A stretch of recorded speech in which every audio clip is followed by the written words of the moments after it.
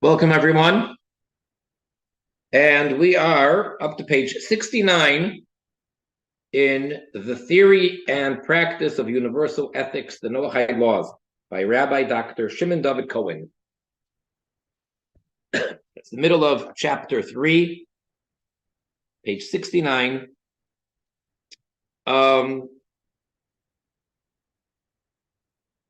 He's going to discuss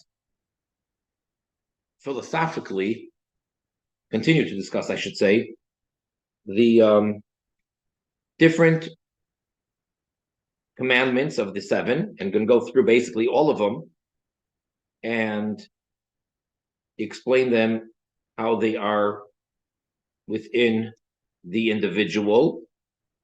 And we know that there are many philosophies and psychology and all that, and some of which is accurate and true, and of course some or much of it is off. So he's going to present the correct way based on Torah, and we know that there's, in general, all of the seven Noahide commandments are logical commandments. They all make sense. And basically, it's between personal, between the individual and God, and then there's interpersonal between man and his fellow man. And different commandments, how they apply, and the mistake that some philosophies make and what their mistake is. So let's see it inside. Again, page 69, the external dimensions of human personality. The personal domain. The personal domain is the domain in which the individual relates to God and creates a personal identity. Now remember, we're emphasizing throughout, based on the verse that says that man is created in the tselem, in the image of God. It's very important. It is also the person's relation to him or herself. In a secular parlance, this might be called a realm of private morality and belief. This realm of personal identity and self-concept of the individual is contrasted with the public or interpersonal area, which has to do with the interactions and possible conflicts of persons. It is interesting to note that sexual morality, except where it constitutes an assault on another, such as rape, or where it could be said to carried out without proper consent, such as with a minor, or where in adultery it infringes another's contract of marriage. But except for all that, is also classed as something personal. This is because the sexual union relates to personal human identity.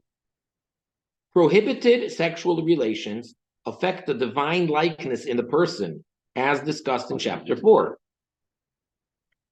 Some contemporary thought argues that wherever aberrant sexual relationships are entered upon by mature, consenting partners, there is no wrong because there is no victim.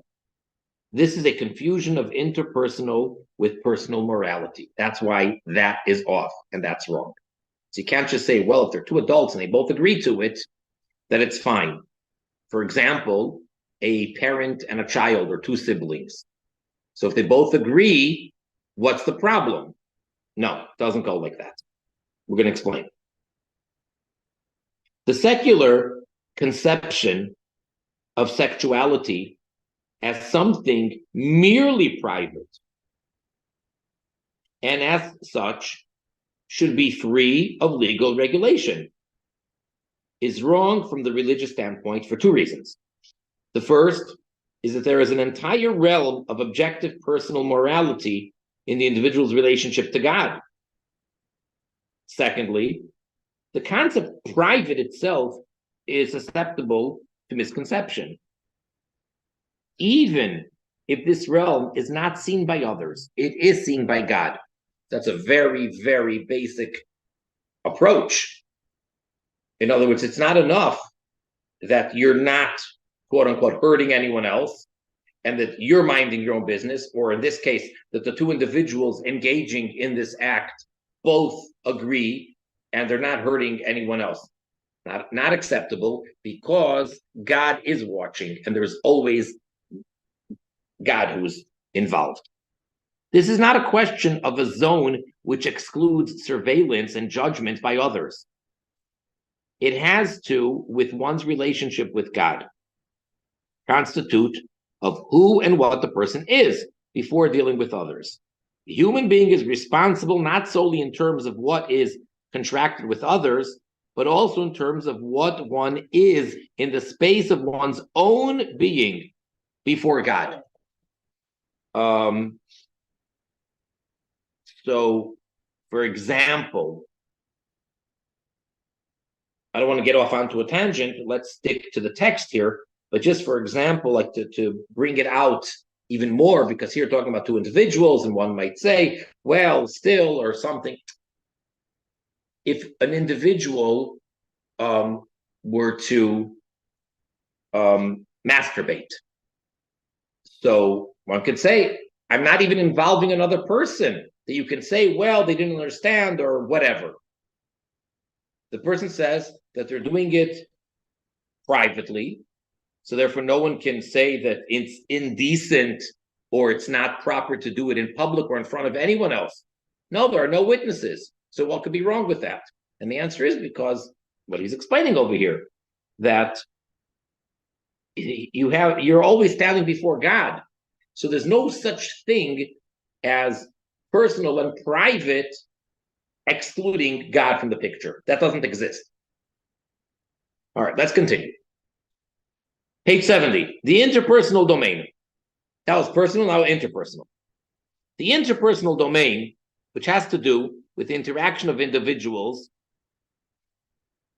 aggregates and organizes individuals with their personal moral culture into a social whole. That is, the interpersonal realm articulates moral persons in the relationship with God and themselves with one another. The point of the regulation of interpersonal relationships is to avoid conflict and to create harmony and order between individuals. Okay, and then he's going to explain, like, for example, not to kill, not to steal, and so forth. How individuals in their relationships to nature, God, and other persons all cohere into a social whole is not the concern of this chapter. It is dealt with in the next. So we're going to get to that in the next chapter. This chapter views the Noahide laws in terms of the matrix of engagements or relationships of which the individual is the psychological hub. In the following section, the matrix created out of the internal dimensions of human personality with their external orientations to nature, God, and fellow human beings is shown to be filled and properly regulated in its distinct fields with the actual content of the Noahide laws. So as you can see, we can get to the diagram, the chart on the next page. So that's always what the person is involved. So for example, cruelty to animals, that would be how to deal with nature. And about the prohibition of eating a limb off of a live animal. And then you have the blasphemy or idolatry, that's between you and God. Then you have theft and murder, that would be with interacting with fellow human beings. 3, universal values and the structure of personality. the way in which the Noahide laws supply moral content to the dimensions of the self in its interaction with others is symmetrically represented in the following diagram.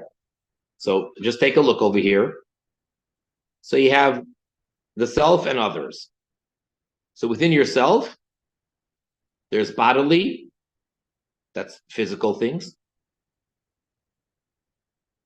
As, for example, look down, the forbidden sexual relations and the forbidden theft and material harm. That's all with your body. Then you have intellectual, belief in God, or the processes of justice, to have the courts of law. Then you have unitary, reverence for God, and the prohibition of murder. And then when you have for others, which would be the treatment of nature, so again, personal between persons and God, and interpersonal between persons. So that's really how it's all divided. So we cover all 7 commandments are either bodily, intellectual, or unitary. The self and others, the treatment of nature, all right? How we are to treat the world that God created, nature. The treatment of nature in the Noahide laws is framed through the prohibition on the consumption of the limb of a living animal. So even though it sounds very specific that you're not allowed to eat any part of a living creature, of an animal that was detached from that animal before the animal was dead, before the animal was killed. But that is really broader, as we'll take a look. Let's take a look at footnote 21. This commandment about not eating a limb off of a live animal relates, according to the Lubavitcher Rebbe, Melech HaMashiach, to a concept of cruelty to animals and insensitivity to suffering. This can be reconciled with the explanation of the Maharal of Prague, that the commandment relates to the basic level of impulse control, the ability to delay gratification. In other words, you can eat it, but it has to be first properly killed. Don't be so overly excited and taken over by your hunger and your emotions that you don't wait until the animal is dead before you start ripping it apart. The less one is able to raise oneself above one's own desires, the greater is one's indifference to the other, because you're more selfish, more of an ego, more self-centered. Cruelty is most often the product of indifference to suffering, of awareness and empathy for the other. Now let's take a great example. Actually, it's very timely because in this week's Torah portion, Moses makes a statement, tells the Jewish people, "V'nachnu ma," translated, and what are we? But how do we understand that? A great figure such as Moses, whose self-effacement was absolute. In the Hasidic lexicon, the Hebrew word we use is bitul, complete self-negate. His entire function and his entire workings were all God-centered. Everything and anything and only exclusively what God wants. So he was characterized by the antithesis of this behavior, namely the greatest compassion and empathy for others. All right. Back to the paragraph itself. Third line. The Maharal of Prague explains that the conduct prohibited by this law, meaning of eating a limb off of a live animal, is a gross failure of a human being to avoid transgression when all that is required is brief delay of the gratification of impulse. In other words, we're not saying that you cannot eat meat. After the great flood, God introduced this mitzvah. There were 6 beforehand, traditionally, according to the Talmud, given to Adam. And the 7th, which is the prohibition of a limb of a live animal, was given afterwards, after the flood, to Noah. Meaning beforehand, humans were not allowed to eat any type of meat. So basically, I guess that would be called vegetarian. We lived off of the land, all the produce, all the grains, and the fruits, and the vegetables. Now, after the flood, we're allowed to eat meat. However, wait until the animal is dead before you are cruel to it and just rip off a limb. That's how the Maharal explains it. That this whole commandment is based on delaying the gratification, not acting on your impulse. Thus, even though an animal can be readied for consumption through slaughter, the person who consumes it, whilst it is still alive at the cost of great suffering to the creature, cannot wait this little while. It doesn't actually have to be slaughtered, but because that's specifically for Jewish law. But it has to be killed, or it has to have died on its own. The point is, you can't make the animal suffer by ripping it apart before it's dead. The total partiality to a personal desire of oneself swings into complete indifference to the other. And we're talking about nature.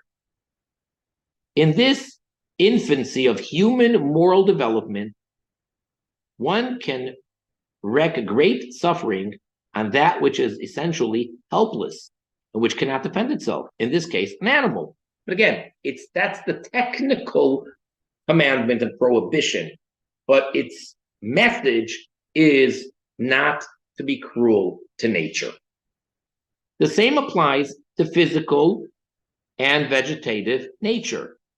Although these, as parts of nature in general, have been given to human beings for their utilization, that use may not be a heedlessly destructive one.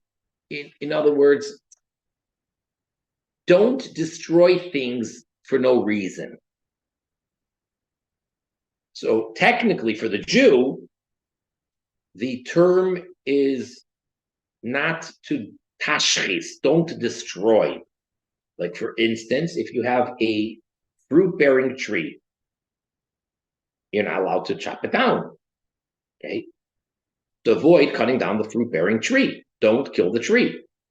And in general, what we're saying is, don't just destroy nature for no good reason. It must be accompanied by consideration for the physical creation as something of intrinsic value, having been created and supervised by God. So it's not a matter of, it doesn't have feelings. That's not the point. If it's an existence, if it's a physical article, so then God created it, God is supervising it by divine providence, so therefore when we step in with our choice, we have to make godly choices. This fundamental orientation that the one must check oneself in relation to others outside oneself and not harm them needlessly simply because one has the power to do so is the foundation of an authentic moral personality. So that's really going to the depth of the personality of morality. And if you have that approach, then you're not going to harm others. The problem is when people are selfish, whether it's a government, whether it's a particular nation against another nation, or whether it's individuals against nature. The point has to be that everything has a purpose and need to take consideration. So if something is dangerous, yes, of course, by all means, you have to get rid of it, whatever that means. but everything has to be a calculated decision of how you interact with others, with nature, and then, of course, with the other humans. In the realm of the self's relationship to nature, it incorporates awareness of the foundation of the selfhood, of the objective of creation, namely, that in addition to the ability of sentient creatures to experience pain, all of nature has been fashioned, supervised, and endowed with purpose and value by the Creator. In other words, it's in a sense, it would be sort of heresy to take the approach or to believe that something is worthless or meaningless. If it's here as part of nature, that means that God created it. Right? We're not saying, oh, it just evolved. So every single pebble on the planet, every grain of sand on the beach is a product of the creation of God, which means it has purpose. So yes, we, the human beings, are permitted and are meant to utilize and use all these things. So yes, we make furniture, we take trees, we make wooden chairs and benches and tables and on and on and on. Fine. But can't just be destructive. And you can't say that something has no purpose. Like, take it to a different level. I don't know what they say today, or at least in the Western world, but wasn't too long ago, could be they still have this philosophy in the world of medicine, that there are certain parts of the human body which, because they don't understand the need, therefore, one way or another, depending on the individual, what their belief system is or what their philosophy is, but in one phrase or another, they profess that it's completely unnecessary, completely extra, and therefore they'll be very quick and perhaps too quick to remove it. For example, the tonsils. So again, if there is something which needs to be removed from the human body in order to save the person's life or in order to make it more productive and healthier and safer, one thing. But there's the approach that it's not necessary. We don't really need it. So therefore, you don't need much reason to get rid of it. I'm not saying not to get rid of it, not to take it out when necessary. Question is, what's called necessary? The approach needs to be that if it's part of the human body, that is a necessary part. Just because we don't understand it, big deal. Some people, until, God forbid, one, let's say, loses a toe, the smallest toe on their foot. Say, oh, it's like so insignificant. What's the difference? 5 toes, 4 toes. And let's say, God forbid, someone has diabetes or whatever, and they removed one toe, the smallest toe.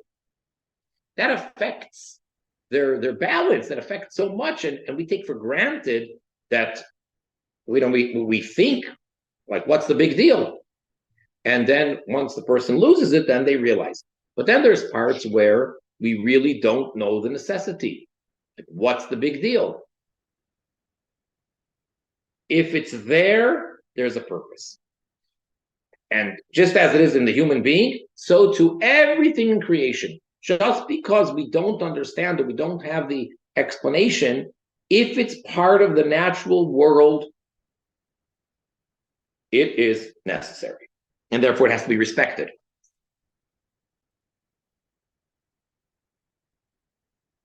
Self-control in one's relationship with others then opens to the other major domains of human activity and moral concern.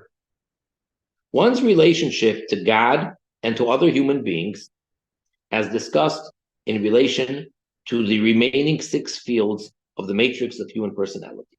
So now we're going to go through basically the next 6 commandments. The personal bodily realm, sexual morality. It is clear that sexual morality has to do with direction and restraint of bodily desire. And arguably, that could be the strongest desire that a human being has. In other words, if we spoke before about the prohibition of eating a limb off of a live animal and its immediate gratification, as opposed to exercising self-control and just waiting a little bit longer so that the animal is properly killed and so forth.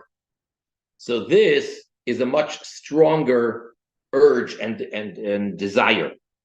The Noahide laws here require an exercise of restraint of bodily sexual desire, and it's channeling into a specific married heterosexual union in order to actualize one's spiritual identity and relationship to God. So that's why, yes, the law is very specific, and the law can say that this type of sexual act is forbidden, and this type is not. With the exception of adultery, prohibited sexual unions fall within the category of the self's relationship with God. In other words, the whole, besides for adultery, it's not between man and their fellow man, right? We said there's basically 2 types of commandments. There's the personal and interpersonal. So this is personal. Okay, so it's not enough that the other party consents. This, as mentioned above, makes the argument that consensual involvement in other sexual relationships are victimless and therefore permissible irrelevant. Irrelevant, doesn't matter. Because you're in the image of God, and therefore God made us in a certain way with a certain drive, and it has to be channeled in a very particular way. The significance of the human being is that he and she are bearers of the spiritual likeness of God. And God has determined the union of man and woman as an expression and vehicle for the transmission of this likeness. And we need not even go into other beliefs and other religions. We're by no means is it evil, right? As a matter of fact, the world will not be able to reproduce if you were to say that it's forbidden. It's actually a mitzvah. It's a commandment to try to reproduce, to get married and have children. And this is how God shows the transmission of his likeness. This is elucidated more fully in the next chapter.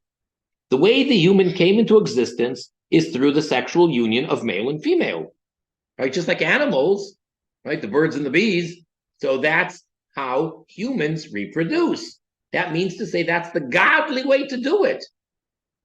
Once born, he or she now heads towards a new union of male and female, and through this produces, in the next generation, a one flesh offspring of their union, which is the person's continuity into the future.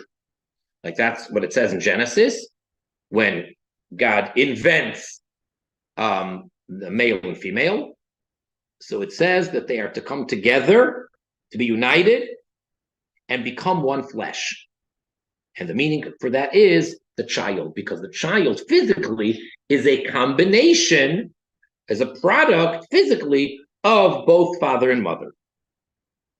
Biological continuity and personal identity merge. Parents, children, and grandchildren represent a single spiritual chain and extended identity. The biblical expression, man and woman, he, referring to God, created them. That's what the verse says. Signifies that the person has his or her ultimate identity in this union of man and woman, who are each halves of the one larger composite unit. And that's why, rabbinically speaking, according to the Talmud, a person who isn't married is incomplete.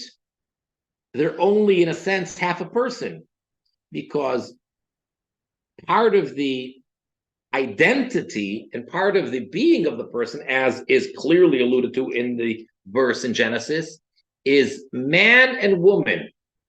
And furthermore, part of our mission and purpose in this world is to bring about the next generation. There's a chain going all the way back to Adam and Chava, Adam and Eve, that God created, the unbroken chain, right? We didn't evolve from apes or anything like that. There's an unbroken chain from the first human beings that were created by God himself. After that, every person has father and mother. No such thing as being born without a physical father and mother. Okay? In the physical sense, God is not the father of anybody. God is the father of everybody. He's the third partner. There's three partners: Father, Mother, and God.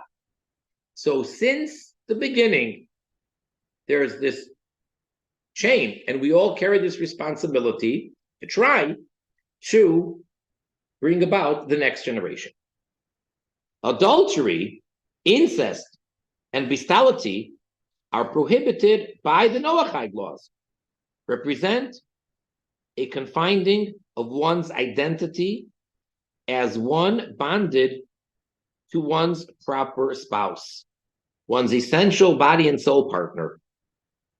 So also, the homosexual sexual union confounds the identity of the person who practices in such a union, since contradicts the procreative significance of the sexual union, the biological reception and transmission of personal identity. So it goes against the whole system that God created. So we're not even touching upon whether a person who is born, whether they're born with that disorder, is it nurture or nature? Can a person be born with that disorder? Or is it something which they brought upon themselves or was brought upon them? That's not even the discussion. Let's even go to the extreme and say definitely some people are born with that type of nature, that they are not physically attracted to the opposite gender, and they are homosexual by birth from the day they were born. When they will reach puberty and develop, they already are drawn to the same gender. So that is a disorder, like any other disorder that a person is born with. It's a sickness. And let's even say, for argument's sake, that it is uncurable. The person cannot fix it, that they are doomed. Let's even go that far. That still doesn't make it right. It makes it very unfortunate. And then you can ask the question, why would God do such a thing? But then you can ask it about anything. A person is born with a disease, God forbid, that there is no cure for. And they suffer, and then because of that, they can't function properly, and they die at a very early age. You got a good question on God. So add that to our long list of questions. But that doesn't make it a right. It's an illness, not a right. Because it still goes against the whole godly individual.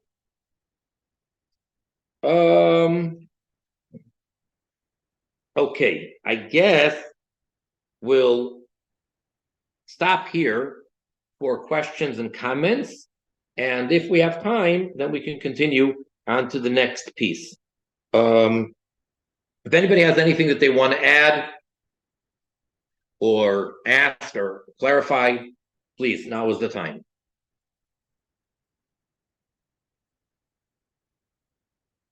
Aaron.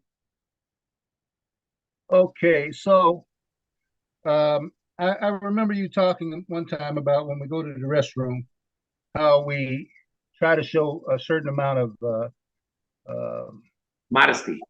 modesty to the entity that's with us all the time.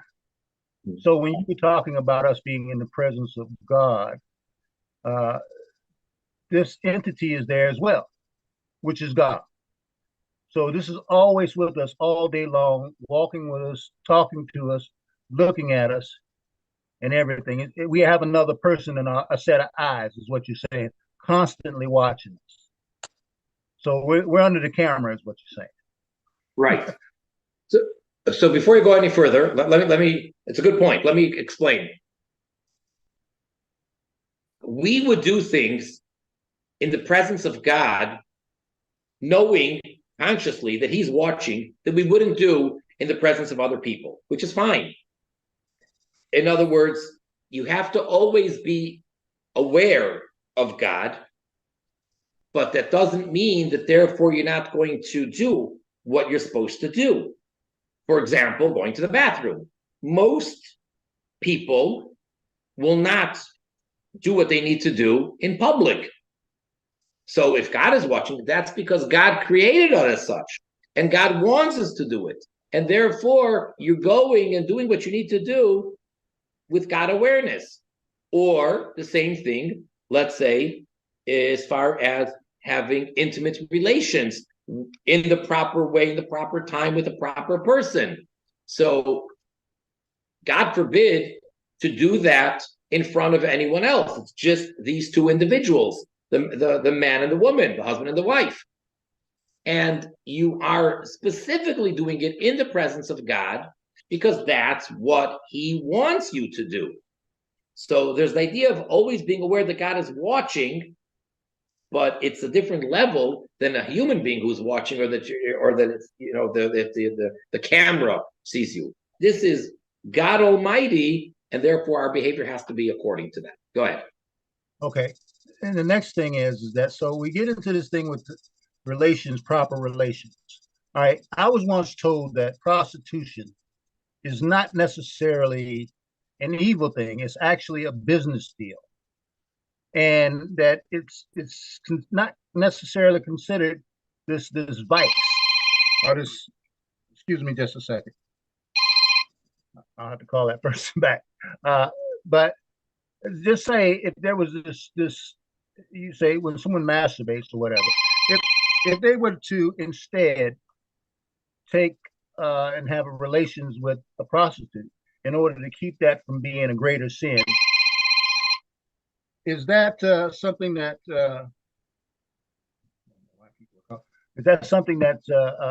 is taken into consideration when one has to make a choice? I guess I don't know if they have to make a choice, but if they have no way of controlling themselves, Okay. The Christian layout was if one can't contain his virgin, it's better to marry than to burn in lust. Okay, so again, very different than the Christian belief. Intimacy is not bad and not evil. It's actually a mitzvah. It's a good thing. It's a godly thing, but it has to be done properly. Now, we're not going to get into technical things. So you're asking a good question, but that's a very technical question. It used to be, prior to the giving of the Torah, that, as you mentioned, prostitution was not forbidden. However, now that the Torah was given, surely for the Jewish people, it is a prohibition. It may not technically, I emphasize technically, it may not technically be called adultery. Okay. However, it is prohibition. And then the question is, how does that fit with the Noahide? Is it also prohibited?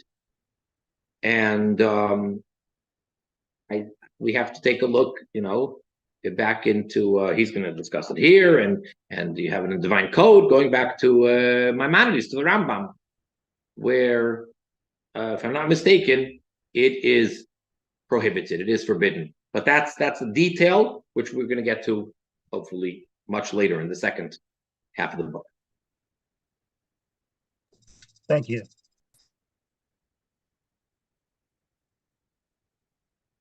Anyone else?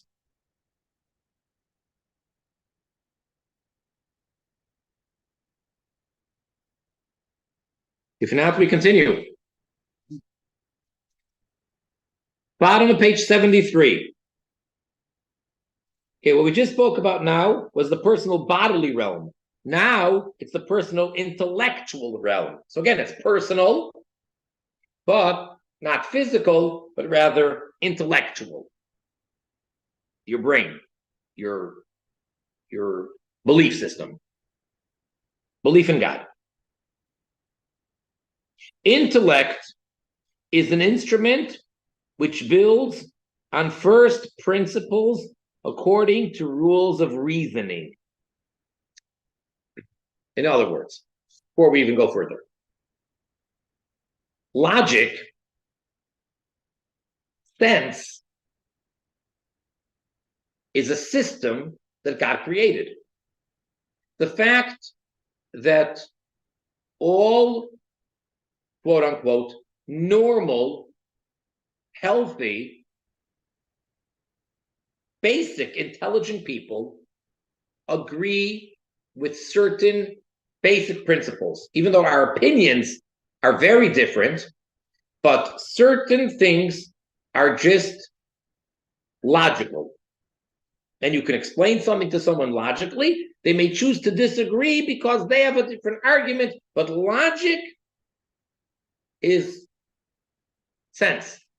That's how God wired us. That's how he created us, that this makes sense and this doesn't. Okay? The honesty and integrity of intellect drives towards the acknowledgement that those first principles upon which it builds are not provided by intellect itself, but are given to intellect from elsewhere. They are outside intellect and are imported as assumptions or first principles. It's a very philosophical concept he's saying over here. So there's something which we're given. It's just like, that's the way it is. That's just the basis. And now we take it further, and it has to make sense and so forth. Idolatry, negated by belief in God, is a cognitive attitude which views a part of creation as absolute, as the all. It fetishizes a particular entity, which might range from an object, such as the sun or the moon, to money and self-made success.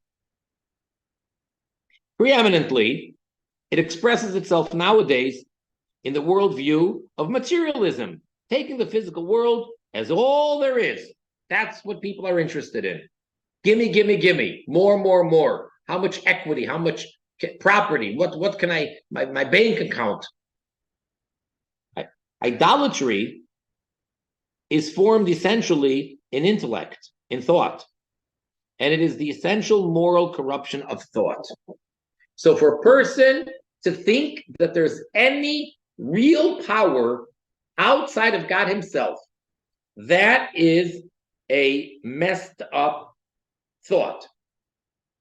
That something is outside of the realm of God, whether it's to serve and pray and whatever an idol or a planet, sun, the moon, whatever, or whether a person thinks that if I make enough of an effort, I can be successful in business. And the proof is, I'm a multimillionaire and I never once cared about God. So therefore, I'm self-made, or the material world is all that counts. That is heresy. Frankl puts it this way. Again, going back to Viktor Frankl. In the honest view of intellect, all forms and phenomena within creation are merely relative. They are all creations of the true absolute God and have no subsistent foundation in themselves. Okay, that's a very, very deep and true statement. The true task of thought is to preserve this perspective and not to make anything which is merely relative, a dependent creation of its creator, absolute. The only absolute is God and God alone. Everything else is a dependent. It's here and now. It's based on. It's supported by. It's relative to whatever the situation or the time or the energy or whatever. The only absolute is God. Thus, honest thought is led to a concept of God, creator of all, as the absolute. The absolute is there only in order that the relative remain relativized. Okay, that's the way, I guess he's quoting Viktor Frankl. This is the self-control or discipline which self-transcending thought imposes upon itself, that it resists making anything which is relative into the absolute. Honest thought, which shakes off every belief in the mundane as ultimately fundamental, leads to God and negates its opposite, idolatry. So really, if you have that thought, that logic, you're safe, because you're going to come to the realization that everything is not just secondary, but it's relative, and it isn't absolute, except for God. The moment a person thinks that there's something other than God which is absolute, that's it. That is the road to, if you don't want to call that idolatrous, that's the road to idolatry. The way in which intellect accordingly functions to serve and express the human imitation of the divine is to take its first principles from information gratified by the soul. We said before, it's coming from the outside. Where is it coming from? The soul, which has no competing earthly interest. In other words, we start with belief. We start with faith. And then we begin our intelligent understanding. In this way, intellect comes fully into its own as truly dispassionate. Dispensing with mere preference and disposition. It is built not on I think or I feel, but is drawn to a selflessly acknowledged truth. It submits for its first principles to God and the soul. So that is really the basic, not just belief system, but intellectual thought process. And if you have that, you're good. You're going to be safe.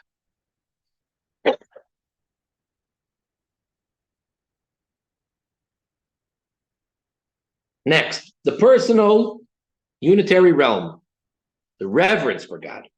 Until now, we spoke about this piece was belief in God. How intellectually you have to believe in God. Now we're going to speak about the fear, the reverence of God. The unitary dimension of the human being, the soul, which fuses mind and body, intrinsically knows God. Its ethical imperative is therefore to treat the God which it knows with respect and not to rebel against God. For whilst the idolater has mistaken God, the blasphemer knows God and yet reviles him. Because don't forget, there are two of the seven. One of them is the prohibition against idolatry, avodah zarah. Then we have another one, Birkas Hashem, the prohibition against being blasphemous. So the idolater is denying God, or is worshiping or serving something else, and thinks that something else is absolute. Whereas the one who is the blasphemer, he knows God. This is the unique evil of blasphemy, that whilst knowing one's master, one yet intends to rebel against him. What can cause this is an almost irrational hubris, or even a base personal desire, which despite one's knowledge of God, is allowed to overwhelm one's knowledge of God and to rebel against him. That is why blasphemy is specifically a blemish on the soul. See, certain sins, we say, are committed with the body. Blasphemy is a sin, or it's a blemish on the soul. It is a transgression against one's deepest self, and one can be said to be responsible for its consequences more profoundly than any other transgression. And in a sense, blasphemy is worse than idolatry. Idolatry is terrible. Idolatry is denying God. What can be worse than that? So it's a terrible, terrible mistake. Blasphemy means the person knows God, and he still speaks in such a fashion. So let's put it into physical terms just to give an analogy. If a person does not know that so-and-so is his or her parent, they don't know. They don't know, that's my father, that's my mother. They don't know that. Or they deny it. They say, you're not my mother. That's very hurtful. That you're going against your source. Not for that person, you wouldn't be. But how about if the person does know? They say yes, and they still treat them like trash. The one who treats them like trash, not knowing that that is their parent, that's one level. But the person who knows and still behaves towards them, that is worse. It is explained by the Maharal of Prague that blasphemy, the reviling of the divine, is performed through speech, the quintessential human faculty, which unites the physical and the mental faculties and is the hallmark of the essential living human being. I mean, according to the Torah, the human being is actually called midaber. There's 4 levels of the physical world. Doimeim, which is the silent things like a stone. Seimeach, all the vegetation, things that grow. Chai, living creatures such as animals. And then the human being is called midaber, which literally means speaker. So speech is very, very special. Speech, the unique human gift, also parallels the theological concept of divine speech and is thus an essential aspect of human identity as part of the divine likeness of the human in the human. The godly gift is used against God is blasphemy. That's why it's very important that we watch our speech. The positive expression of this Noahide precept is the reverence for and devotion to God in the service of God. The ultimate expression of the service of the soul is that it loses all sense of itself, even as a spiritual self. This is service of God without any thought of personal spiritual enhancement, but out of total absorption in God and the desire to fulfill the will of God because it is because it his will. It is his will. That's a very, very, very high level, which Chassidus speaks a lot about. To completely put oneself on the side, even not to be interested in the reward, but that's like the ultimate, that just that God's will should be fulfilled, not even to be interested in what's in it for me or what am my gain. So that's like the positive extreme of the fulfillment, and the positive of not transgressing, of keeping this commandment of Birkas Hashem, of not being blasphemous, reverence of God. So we have the positive, just like all of them. 6 out of the 7 are negative commandments, but from that we understand, so what's the positive? How do we behave? I understand, don't, fine, but what, yes. So in this case, it means to be so aware and conscious of God that it's completely expressed in the way we speak, and then ultimately in our whole being. Questions, comments on these last 2 pieces that we just did?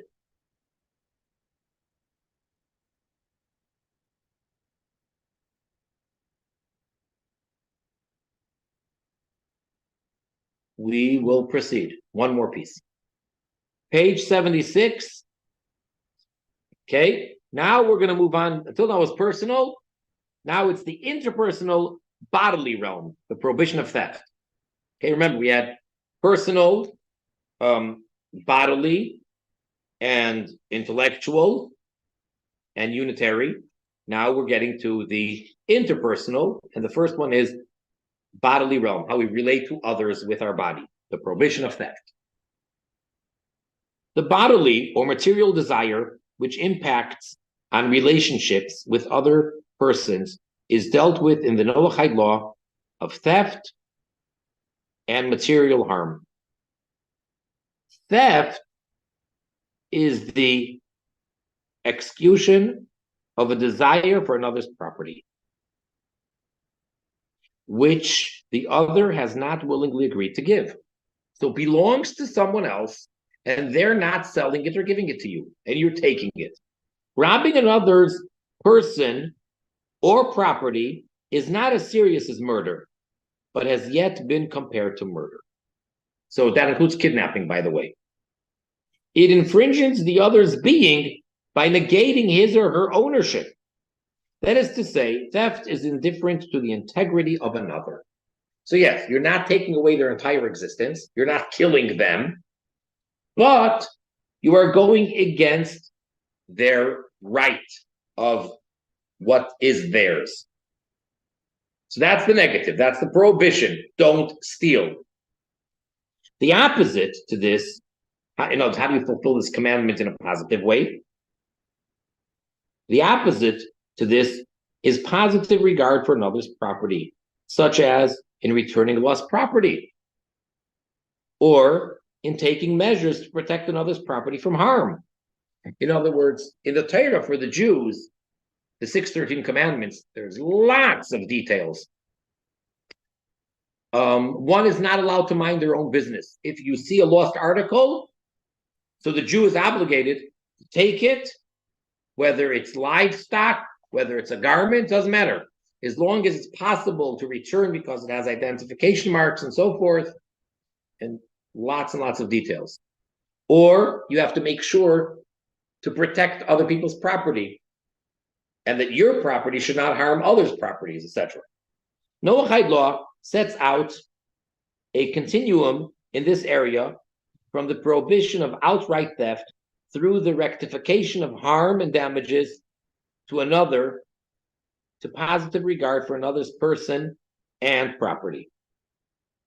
Charity is also an obligation in Noahide law, even though it's a positive and it's not one of the 7, but it is in the general scene part of it, and that would be helping and giving financially to the needy.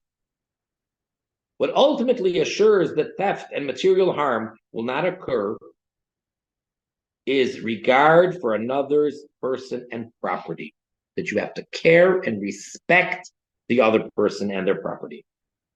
In psychological terms, it has to do with the human being's ability to self-transcend towards the valid interests of another. It entails ultimately a reciprocity which sees the other as being as valid a self or a center as that which is patently and obviously a legitimate self, one's own self. So if somebody owns something, that's in a sense sort of part of them, and it belongs to them, and that's them. So you have no right to say, well, I wouldn't hurt a person, I wouldn't physically or bodily do anything to them, I'm just going to take what's theirs. Not allowed. And even if you say, well, they have so much of it, and they're not going to notice, and they're not going to know, and they're not going to care. If it's theirs, if it falls under the prohibition of stealing, it's not allowed because you're disrespecting that which is rightfully theirs. All right, we're going to stop here. If anybody has any quick question or comments on what we just learned, otherwise we're up to page 77.